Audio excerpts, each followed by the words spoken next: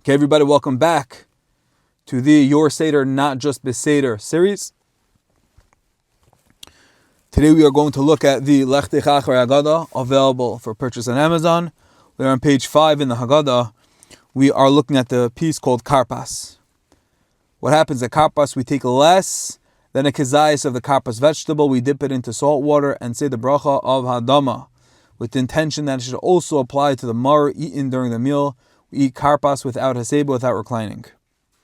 We dip the karpas into salt water to commemorate how Hashem drowned Paroi and the Mitzrim into the salty waters of the Yam Suf. This story is found in Parshas Beshalach. Veidu v'Mitzrayim achareim, ve'esigu oisam alayam kol sus rechev paru frasha v'cheloi al pi achiros lefnei Baal Tzifain. The Rashi Tevis, astoundingly, of the word kol sus rechev Paroi, kol sus rechev paroi, is karpas. Kol is kol, sus, samach sus, rechev paroi reish pei is karpas, which reminds us a beautiful gematria for those that love the numerical values. Teaches us that while we're telling the story of the Mitzrim drowning in the salty waters, the Torah alludes to the Karpas portion of the Seder. Beautiful, beautiful gematria. Let's do another piece. Yachatz. What happens at Yachatz is the head of the household breaks the middle matzah into two. He puts the smaller part back between the two whole matzahs and conceals the larger part for later use as the afikomen. Someone once asked the Kotzker to explain the significance of the order in which we conduct the Seder. Karpas, Yachatz, Magid. What's the pshat? What's the significance? Anything deeper behind it?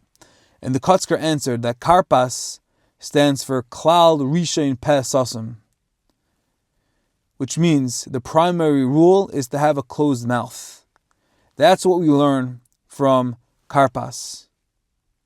However, if one must converse, he should follow the principle of Yachatz Magid. Break in half, which is Yachatz, and what he has to say, Magid, saying only half of what he originally intended. Means, originally try to stay silent, as the Mishnah of Avos tells us, Siag l'chochma shtika. But if you have to talk, if you have to be Magid, then Yachatz first break it down, and then Magid, and then you talk, you engage. But whatever you have to do, don't overdo it.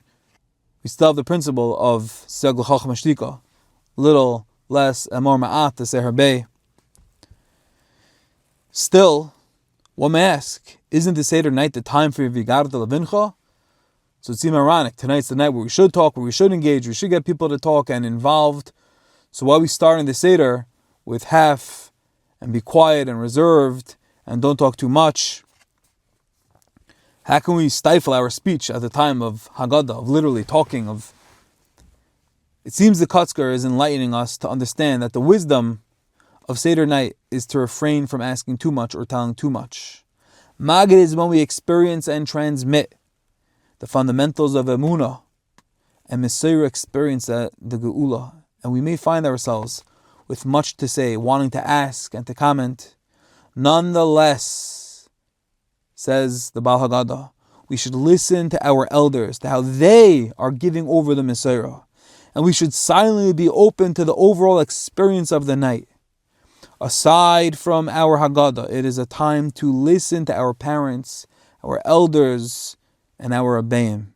Shma b'ni b'sar avicha, who is wise, he who learns from every person. Seder night is for listening. So when you want to say something, remember, Yachatz, break it in half. Be attentive, be listening, because greatness and growth happens not when asking and being heard, but when listening, understanding what others have to say.